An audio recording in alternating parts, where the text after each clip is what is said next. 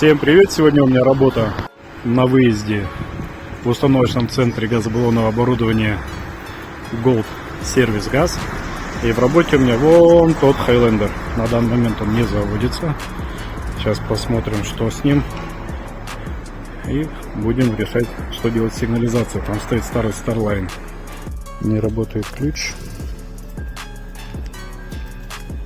Заводится машина только с пульта, но не заводится с кнопки.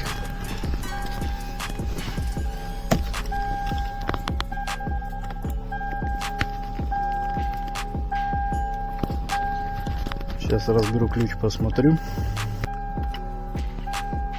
Поэтому не заводится. Ключ разобрали и подключили через обходчик сигнализации. Сейчас будем все это возвращать на круги своего. Машину можно было завести. Вот она, плата с ключа стоит. Соответственно, берем плату, подносим и зажигание у нас включается, машина заведется. Итак, по данному Highlander было решено Starline отсюда вырезать, установить более современную модель.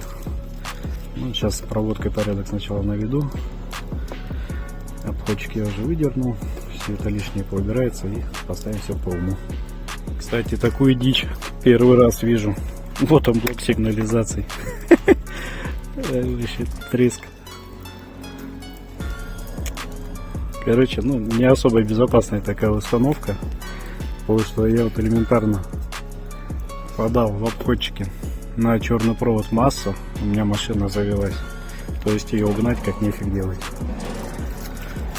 Так, моя работа по Highlander окончена, проверяем. Дверь у меня сейчас отключена на данный момент.